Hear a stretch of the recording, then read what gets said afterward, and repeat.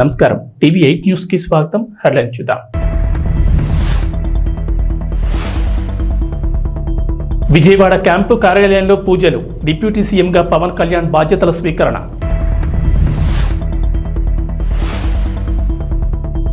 మీ దగ్గరున్న ప్రభుత్వ ఫర్నిచర్ను వెంటనే వెనక్కివ్వండి. జగన్కు సచివాలయ జీఏడీ లేఖ.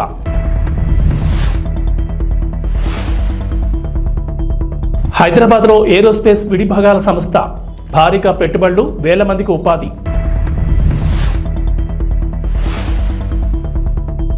తెలంగాణకు వర్ష సూచన. వచ్చే 5 రోజులు వర్షాలే వర్షాలు. ఇటీవల జరిగిన సార్వత్రిక ఎన్నికల్లో తిరుగులేని విజయం సాధించిన జనసేన చీఫ్ పవన్ కళ్యాణ్ కొద్దిసేపటి క్రితం ఆంధ్రప్రదేశ్ ఉప ముఖ్యమంత్రిగా బాధ్యతలు స్వీకరించారు.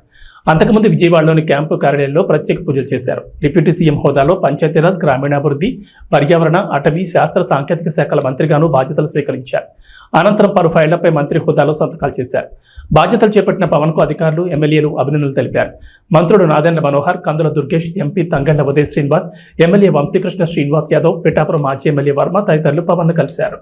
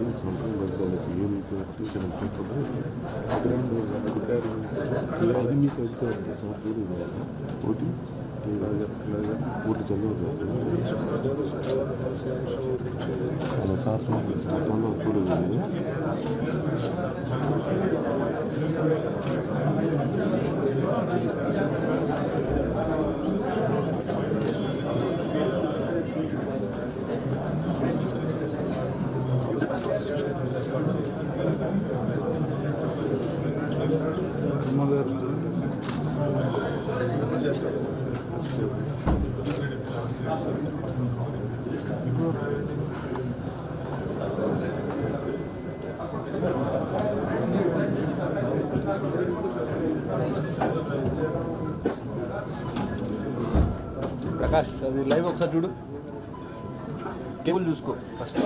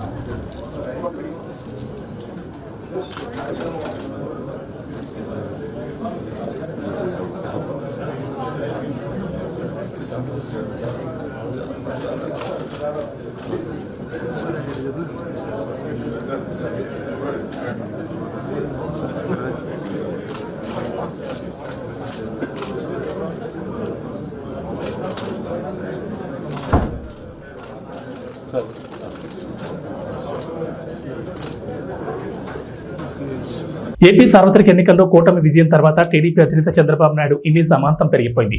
అటు ఎన్డీఏ భాగస్వామిగా కేంద్రంలోనూ చంద్రబాబు కీలకంగా మారడంతో ఆయనకు తిరుగు లేకుండా పోయింది. ఇటు రాష్ట్రంతో పాటు అటు కేంద్రంలో కూడా ఆయనకు చక్రం తిప్పే అవకాశం వచ్చింది. ఈ ప్రభావం ఇప్పుడు స్టాక్ మార్కెట్లపై కూడా గట్టిగా కనిపిస్తోంది. ఏపీ చంద్రబాబు తాలూకా స్టాక్స్ ఇప్పుడు ఇన్వెస్టర్లకు హాట్ కేక్లా మారాయి. దీంతో గత 8 సెషన్లోనే వీటి ఎంక్యాప్ విలువ ఏకంగా 20,000 కోట్లు పెరిగింది. Heritage foods, KCP, the Andhra sugars, Pennar industries, NCL industries వంటి స్టాక్స్ భారీ లాభాల్లో దూసుకెళ్తున్నాయి. అటు ఇన్ఫ్రా సంబంధిత స్టాక్స్ పై కూడా స్టాక్ మార్కెట్ నిపుణులు ఆసక్తి చూపిస్తున్నారు. ఎన్నికల్లో ఓటమి పాలైన వైఎస్ జగన్మోహన్ రెడ్డి ప్రభుత్వ ఫర్నిచర్ను ఇంకా తన ఇంట్లోనే ఉంచుకోవడంపై విమర్శలు వినిపిస్తున్న వేళ తాజాగా సచివాలయ జీఏడీ లేఖ రాసినట్లు తెలిసింది. సాధారణంగా ఎన్నికల్లో ఓటమి పాలైన తర్వాత 15 రోజుల్లో ప్రభుత్వ సామగ్రిని వెనక్కి అప్పగించాల్సి ఉంటుంది. ఈ నెల 4న ఎన్నికల ఫలితాలు రాగా నేటితో 15 రోజుల గడువు పూర్తవుతోంది. అయినప్పటికీ జగన్ నుంచి ఫర్నిచర్ అప్పగింతపై ఎలాంటి సమాచారం లేకపోవడంతో రంగంలో దిగిన జీఏడీ ఆయనకు లేఖ రాసినట్లు సమాచారం. సచివాలయ నిబంధనలు ఏం చెబుతున్నాయో కూడా లేఖలో పేర్కొన్నట్లు తెలిసింది. సీఎంఓలో ఉన్న కంప్యూటర్లు, వీడియో కాన్ఫరెన్స్ సిస్టమ్, ఇతర ఫర్నిచర్ను ఇన్వెంటరీ జాబితా ప్రకారం తమకు పంపాలని ఆ లేఖలో పేర్కొన్నారు. తమ ప్రభుత్వ హయాంలో ఋషికొండలో నిర్మించిన పర్యాటక భవనాల విషయమై వైసీపీ మాజీ మంత్రి రోజా ఎక్స్ వేదికగా స్పందించారు. ఋషికొండలో పర్యాటక శాఖ స్థలంలో పర్యాటక శాఖ భవనాలు నిర్మించడం తప్ప అని కూటమి ప్రభుత్వాన్ని ఆమె ప్రశ్నించారు. విశాఖ నగరాన్ని విశ్వనగరంగా అభివృద్ధి చేయాలనే సంకల్పంతో మా ప్రభుత్వంలో అంతర్జాతీయ ప్రమాణాలతో భవనం నిర్మించడం తప్ప వర్షానికి కారిపోయే అసెంబ్లీని, సచివాలయాన్ని కట్టిన వాళ్ళు అత్యంత నాణ్యతతో ఋషికొండలో భవనాలు నిర్మించడం చూసి ఓర్వలేకపోవడం సమంజసమేనా? 2021లోనే కేంద్ర అటవీ పర్యావరణ శాఖకు సమగ్ర వివరాలిచ్చి ఋషికొండ నిర్మాణాలు చేపట్టిన మాట వాస్తవం కాదా? 61 ఎకరాల్లో 9.88 ఎకరాల్లోనే ఈ నిర్మాణాలు చేపట్టాం. ఇందులో అక్రమం ఎక్కడుంది? విశాఖ ఖ్యాతిని ఇనుమడించేలా రాష్ట్రానికి తలమానికంగా భవనాలు నిర్మించడం కూడా నేరమేనా? ప్రపంచ పర్యాటకులను ఆకర్షించేలా 5 స్టార్ వసతులతో నిర్మాణాలు చేయడం తప్పేనా? 7 బ్లాకుల్లో ఏమేమి నిర్మాణాలు, వస్తువులు ఉంటాయో గతంలోని టెండర్ డాక్యుమెంట్లలో పొందుపరిచిన మాట వాస్తవం కాదా? హైకోర్టుకు ఈ నిర్మాణాలపై ప్రతి దశలోనూ అధికారులు నివేదిక సమర్పించిన వాస్తవం దాచేస్తే దావుతుందా? ఇన్నాళ్ళు ఇవి జగనన్న సొంత భవనాలను ప్రచారం చేసిన వాళ్ళు ఇప్పటికైనా అవి ప్రభుత్వ భవనాలను అంగీకరిస్తారా లేదా? హైదరాబాద్లో సొంతిల్లు కట్టుకున్నారని హయత్ హోటల్లో లక్షల ప్రజల డబ్బులను అద్దెగా చెల్లించిన వాళ్ళ ఈరోజు విమర్శలు చేసేదని ప్రశ్నించారు. లేక్ వ్యూ గెస్ట్ హౌస్, పాత సచివాలయం, ఎల్ బ్లాక్, హెచ్ బ్లాక్లను 40 కోట్లతో హంగులద్ది రాత్రికి రాత్రి వాటిని వదిలేసి విజయవాడ వచ్చేసిన వాళ్ళ ఈరోజు విమర్శలు చేసేది. మా జగనన్నపై, మాపైన ఎంత వ్యక్తిత్వం హననం చేసినా రాబోయే రోజుల్లో ప్రజా సమస్యలపై పోరాటంలో వైసీపీ వెన్ను చూపేది లేదు, వెనుకడుగు వేసేది లేదు. జై జగన్ అంటూ రోజా ట్వీట్ చేశారు. తెలంగాణలో ఇప్పటికే అనేక అంతర్జాతీయ సంస్థలు పెట్టుబడి పెట్టాయి. విశ్వనగరంగా అభివృద్ధి చెందుతున్న హైదరాబాద్లో పెట్టుబడి పెట్టేందుకు క్యూ కడుతున్నాయి. అమెరికాకు చెందిన ది లాక్ హీడ్ మార్టిన్ అనే సంస్థ ఇప్పటికే హైదరాబాద్ నగరం శివార్లోని ఆదిపట్లలో తమ సంస్థను నెలకొల్పింది. ఏరోస్పేస్, రక్షణ వ్యవస్థలకు సంబంధించిన విడిభాగాలను ఈ సంస్థ ఉత్పత్తి చేస్తుంది. కాగా రాష్ట్రంలో మరిన్ని పెట్టుబడి పెట్టేందుకు ఈ సంస్థ ముందుకొచ్చింది. ఈ మేరకు కంపెనీ ఇండియా హెడ్ ఫెర్నాండెస్ సహా కంపెనీ ప్రతినిధులు మంగళవారం సెక్రటరియట్లో సీఎం రేవంత్ రెడ్డితో సమావేశమయ్యారు. తెలంగాణలో మరిన్ని పెట్టుబడి పెట్టే అంశంపై ముఖ్యమంత్రితో చర్చించారు. ఈ సంస్థ విస్తరణ పూర్తయితే 1000 మందికి ఉపాధి లభించనుంది. బీఆర్ఎస్ సర్కార్ హయాంలో ఛత్తీస్గఢ్తో జరిగిన విద్యుత్ కొనుగోలు ఒప్పందం ఇప్పుడు తెలంగాణలో హాట్ టాపిక్ గా మారింది. ఈ వ్యవహారంలో రేవంత్ రెడ్డి సర్కార్ జస్టిస్ నరసింహారెడ్డి కమిషన్ వేయగా విచారణకు మాజీ సీఎం కేసీఆర్ హాజరు కావాలని కమిషన్ నోటీసులు జారీ చేసిన విషయం తెలిసిందే. కాగా కమిషన్ విచారణపై తీవ్ర అభ్యంతరం వ్యక్తం చేసిన కేసీఆర్ కీలక ఆరోపణలు చేశారు. ఆ ఆరోపణలను తోసిపుచ్చిన అధికారులు సంచలన విషయాలను బయటపెట్టారు. తెలంగాణకు 6,000 కోట్ల నష్టం వాటిల్లిందని అధికారులు వెల్లడించారు. తెలంగాణ రాష్ట్ర విద్యుత్ నియంత్రణ మండలి పీపీఏను కూడా ఆమోదించలేదని అధికారులు కీలక విషయాలు తెలిపారు. విద్యుత్ కొనుగోళ్లపై జస్టిస్ నరసింహారెడ్డి కమిషన్ విచారణపై తీవ్ర అసహనం వ్యక్తం చేసిన కేసీఆర్ కమిషన్ చైర్మన్ను స్వచ్ఛందంగా తప్పుకోవాలని కోరారు. టీఎస్సీఆర్సీ ఆమోదించిన తర్వాతే పీపీఏ పవర్ ప్లాంట్ నిర్మాణాలు చేపట్టినట్లు 12 పేజీల లెటర్ను కేసీఆర్ విడుదల చేశారు. అయితే 2017 చివరి నాటికి ఛత్తీస్గఢ్తో పీపీఏ పూర్తి స్థాయిలో అమల్లోకి వచ్చినప్పటికీ 1000 మెగావాట్ల విద్యుత్ సరఫరా పూర్తి కాలేదని అధికారులు తెలిపారు. దీంతో తెలంగాణ మార్కెట్ నుంచి విద్యుత్తును కొనుగోలు చేయాల్సి వచ్చిందని, ఫలితంగా 2017 నుంచి 2022 మధ్య కాలంలో 2083 కోట్ల అదనపు వ్యయం అవుతుందని అధికారులు తెలిపారు. ఆయిల్ ఫామ్ అంతర పంటలు సాగు చేసే రైతులకు తెలంగాణ వ్యవసాయ శాఖ మంత్రి తుమ్మల నాగేశ్వరరావు తీపి కబురు చెప్పారు. రైతులు కంపెనీలకు సంబంధించిన 100.76 కోట్ల పెండింగ్ బకాయిలు విడుదల చేసినట్లు వెల్లడించారు. విడుదల చేసిన నిధులు 2-3 రోజుల్లో ఆయిల్ ఫామ్ తోటల నిర్వహణ, అంతర పంటలు సాగు చేసే రైతుల అకౌంట్లో జమ చేస్తామన్నారు. ఈ మేరకు ఉద్యాన శాఖ ఇప్పటికే చర్యలు ప్రారంభించిందని తెలిపారు. 2022-23 నుంచి పెండింగ్లో ఉన్న డ్రిప్ ఇరిగేషన్కు సంబంధించిన 55.36 కోట్లను కూడా తమ ప్రభుత్వం విడుదల చేసిందని మంత్రి వెల్లడించారు.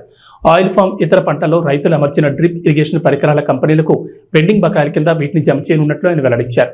2023-24 సంవత్సరానికి గాను తెలంగాణ వ్యాప్తంగా పలు జిల్లాల్లో 59,261 ఎకరాలు కొత్తగా ఆయిల్ ఫామ్ పంటను సాగులోకి తీసుకొచ్చినట్లు మంత్రి వెల్లడించారు. పాత బకాయిలు తాజాగా విడుదల చేసిన నేపథ్యంలో 2024-25 సంవత్సరంలో ఆయిల్ ఫామ్ పంట సాగు లక్ష్యాన్ని అన్నదాతలు చేరుకునేలా వారిని ప్రోత్సహించాలని ఉద్యాన శాఖ అధికారులకు మంత్రి తుమ్మల కీలక ఆదేశాలు జారీ చేశారు. మొన్నటి వరకు పాలిటిక్స్ లో ఫైర్ బ్రాండ్ గా పేరు తెచ్చుకున్న ఆర్కే రోజా పరిస్థితి ఇప్పుడు అస్సలు బాలేదు. వైసీపీ అధికారంలో ఉన్నప్పుడు మంత్రిగా రోజా చక్రం తిప్పారు. కానీ ఇటీవల జరిగిన ఎన్నికల్లో ఆమెతో పాటు వైసీపీ కూడా ఘోరంగా పడిపోయింది. దీంతో రోజాను సోషల్ మీడియాలో దారుణంగా ట్రోల్ చేస్తున్నారు. గతంలో అసెంబ్లీలో చంద్రబాబు నాయుడు రోజా దూషించిన వీడియోలు షేర్ చేస్తూ ఆమెను బూతులు తిడుతున్నారు. ఇక టీడీపీ నేత అయితే అన్ని విధాలుగా రోజాకి సరైన బుద్ధి చెప్తామంటూ వార్నింగ్లు ఇస్తున్నారు. ఇలాంటి వేళ రోజా కీలక నిర్ణయం తీసుకున్నట్లు తెలుస్తోంది. రోజా ఓడిపోవడంతో మళ్లీ సినిమాల్లోకి రానున్నారనే వార్తలు ఈ మధ్య గట్టిగానే వినిపిస్తున్నాయి. రోజా కూడా తాను క్యారెక్టర్ రోల్స్ చేయడానికి రెడీ అంటూ తన టీం ద్వారా టాలీవుడ్లోని పలువురు దర్శకులకు సంకేతాలు పంపినట్లు టాక్ నడుస్తోంది. నిజానికి రాజకీయాల వల్ల సినిమాకి గుడ్ బై చెప్పారు. కానీ ఒకప్పుడు క్యారెక్టర్ రోల్స్తో టాలీవుడ్లో రోజా బిజీగానే ఉన్నారు. 2013లో ఆమె టాలీవుడ్కి గుడ్ బై చెప్పారు. అప్పటి నుండి ఫుల్ టైం రాజకీయాల్లో బిజీగా ఉన్నారు. కానీ బుల్లితెరపై Jabardasth, extra Jabardasth, Sridevi drama company వంటి షోలు, పలు ఫెస్టివల్ ఈవెంట్స్లో మాత్రం పాల్గొనేవారు. కానీ మంత్రి పదవి వచ్చిన తర్వాత బుల్లితెరకు కూడా బై బై చెప్పేశారు రోజా. ప్రకాశం జిల్లాలో దక్షిణ సింహాచలంగా పేరుగాంచిన పాత సింగరాయకొండ వరాహ లక్ష్మీ నరసింహస్వామి బ్రహ్మోత్సవాలు అంగరంగ వైభవంగా సాగుతున్నాయి. 3వ రోజు శ్రీదేవి, భూదేవి సమేత లక్ష్మీ నరసింహస్వామి స్వయంభూ ఆంజనేయుని ప్రత్యేక పూలతో అలంకరణ చేసి వేద మంత్రాలతో పూజా కార్యక్రమాలు నిర్వహించారు. గ్రామ మోతకాపరులు స్వామివారిని సూర్యప్రభ వాహనంపై గ్రామ వీధుల్లో ఊరేగించారు. తమ ఇంటి ముందు రంగవల్లులతో అలంకరించి మంగళహారతులతో స్వామివారిని స్వాగతం పలికారు గ్రామస్తులు. ఈ కార్యక్రమానికి అధిక సంఖ్యలో భక్తులు విచ్చేసి స్వామివారిని దర్శించుకున్నారు.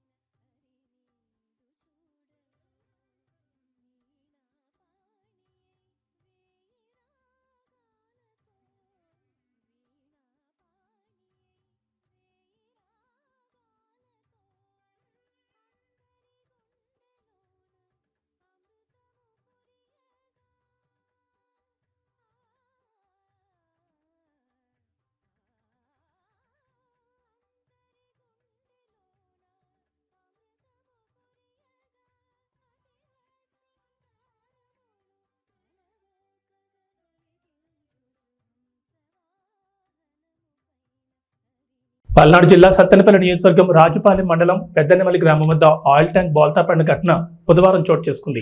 ప్రజలు ఆయిల్ కోసం ఎగబడ్డారు. స్థానిక పోలీసులు ఆయిల్ ట్యాంకును పక్కకు తప్పిస్తున్నారు. కిలోమీటర్ల మేరకు ట్రాఫిక్ జామ్ అయింది.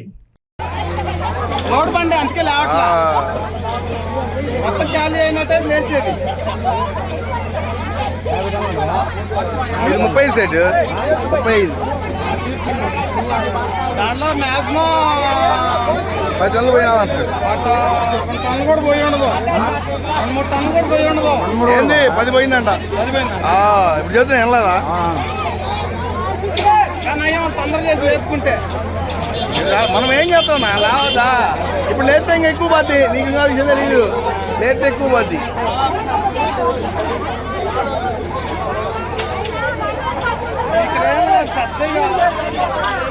ఈ మనూర్లో అయ్యే ఎక్కువ. అప్పుడు జగన్ కోసం వాలంటీర్లు రాజీనామా చేశారు.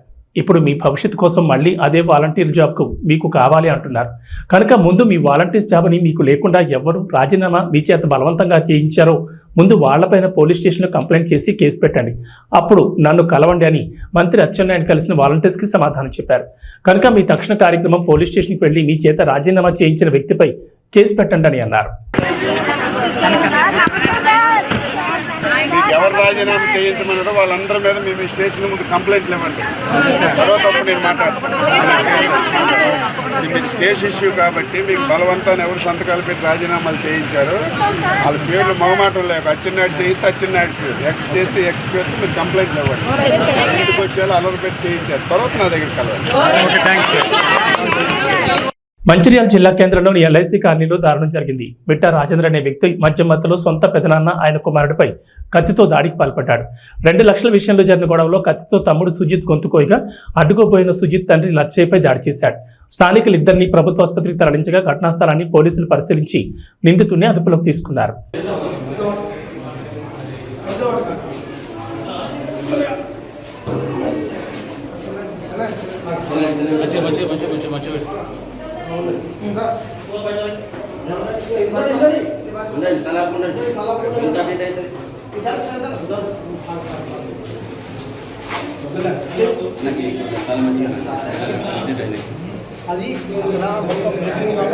శ్రీకాకుళం జిల్లా టెక్కలి మండలం అక్కవరం గ్రామ సమీపంలోని జాతీయ రహదారిపై బుధవారం ఉదయం ఘోర రోడ్డు ప్రమాదం జరిగింది. ఆగి ఉన్న లారీని వేగంగా వచ్చిన మరో లారీ ఢీకొట్టింది. ఈ ప్రమాదంలో లారీ క్యాబిన్లో డ్రైవర్, క్లీనర్ తీవ్ర గాయాలతో చిక్కుకుని అక్కడికక్కడే మృతి చెందారు. విషయం తెలుసుకున్న పోలీసులు, హైవే సిబ్బంది ఘటనా స్థలానికి చేరుకున్నారు. క్రేన్ సహాయంతో అతి కష్టం మీద మృతదేహాలను బయటకు తీశారు.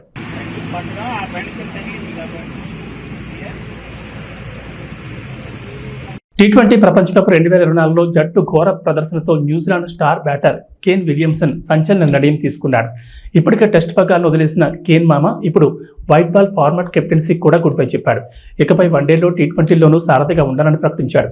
అంతేకాకుండా 2024-25 సీజన్కు సంబంధించి జాతీయ కాంట్రాక్ట్ నుంచి కూడా అతను వైదొలిగాడు. ఈ విషయాన్ని న్యూజిలాండ్ క్రికెట్ బోర్డు తన అధికారిక వెబ్సైట్ ద్వారా వెల్లడించింది. T20 వరల్డ్ కప్లో కివీస్ ఘోర వైఫల్యమే విలియమ్సన్ నిర్ణయానికి కారణమని తెలుస్తోంది. పొట్టి కప్ చరిత్రలో తొలిసారిగా కివీస్ తొలి రౌండ్లోని ఇంటి ముఖం పట్టింది.